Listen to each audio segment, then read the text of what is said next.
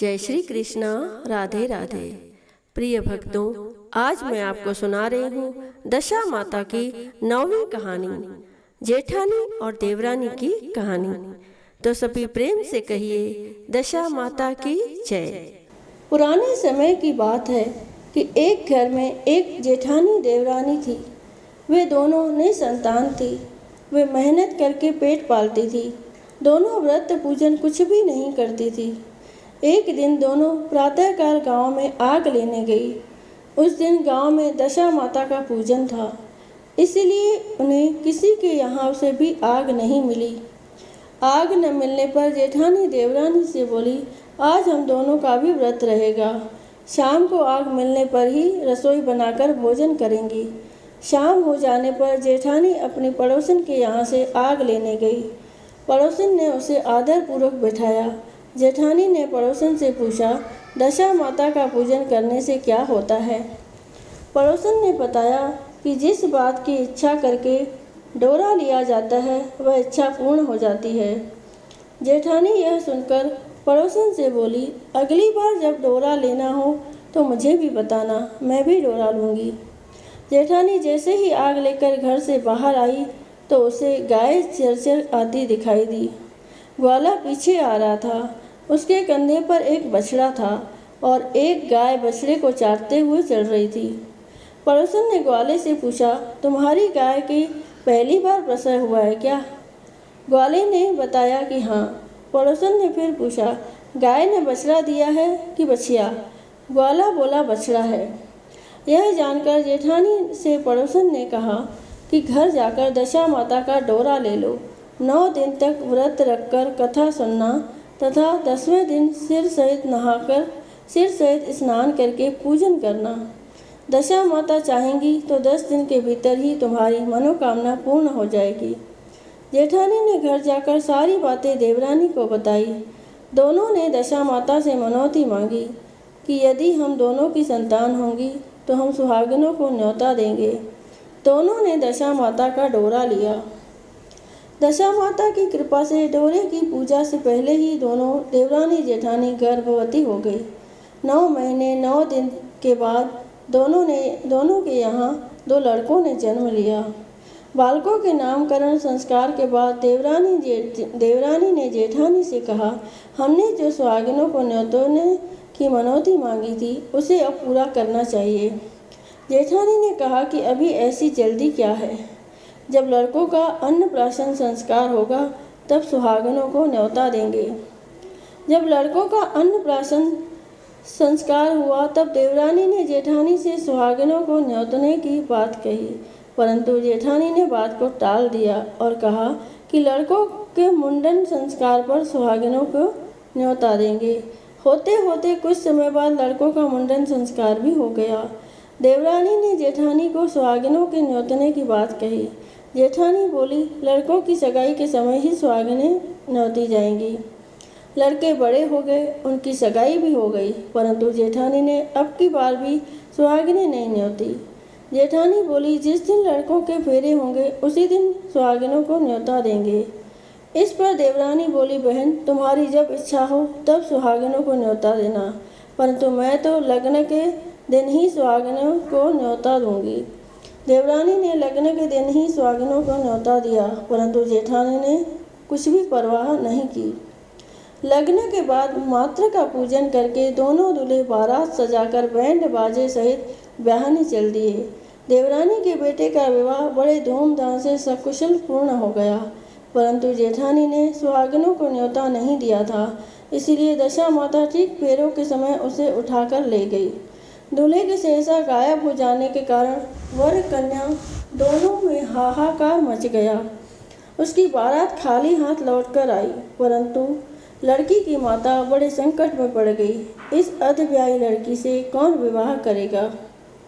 पड़ोस की चतुर सुहागिनों ने लड़की की माता को समझाया कि ब्याह का जो सामान बचा है उस सामान को लड़की के हवाले कर दिया जाए। लड़की भिखारियों को सदाव्रत देने लगी।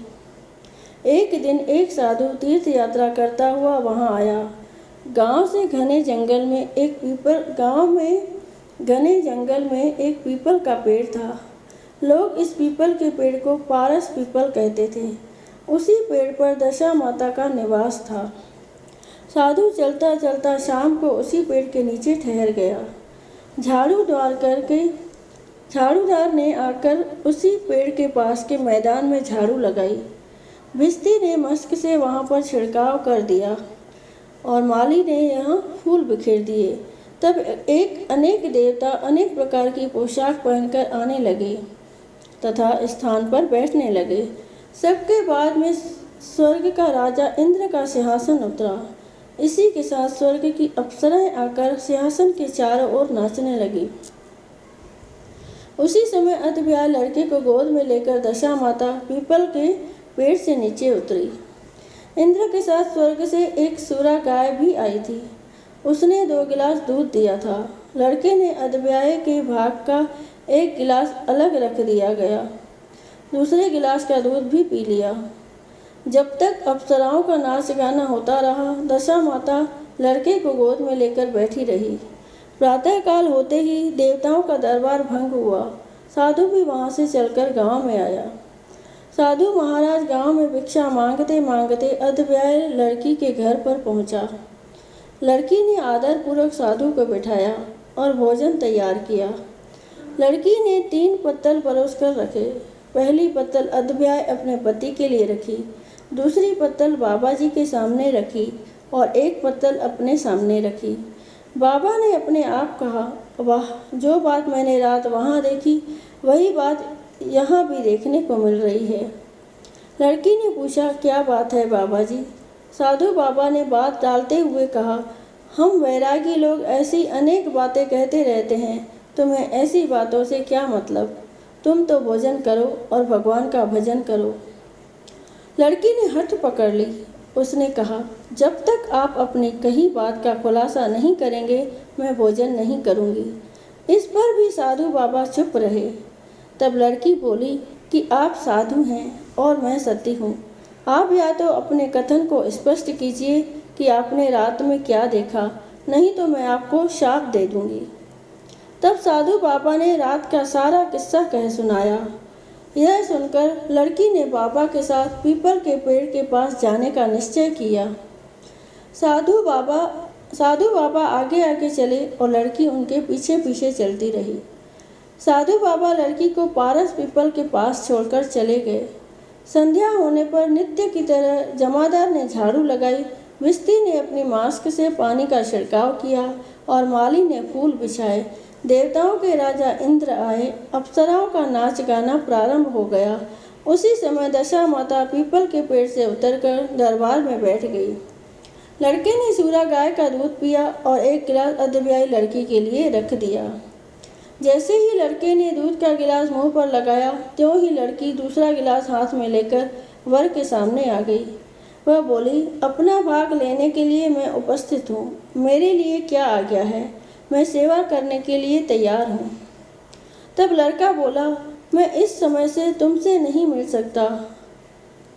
मैं दशा माता की सेवा में रहता हूँ। मुझे अभी दरबार में जाकर दशा माता की गोद में बैठना होगा। यदि तुम्हें मुझसे प्यार है तो दशा माता को प्रसन्न करके उनसे मुझे अपने लिए मांग सकती हो, तब मैं तुम्हारा हो सकता हूँ। लड़का दूध पीकर दशा माता की गोद में जाकर बैठा। लड़की अप्सराओं के साथ नाच गाने लगी। जब सवेरा हुआ तो दशा माता ने इस नई लड़की को बुलाकर पूछा, तुम कौन हो?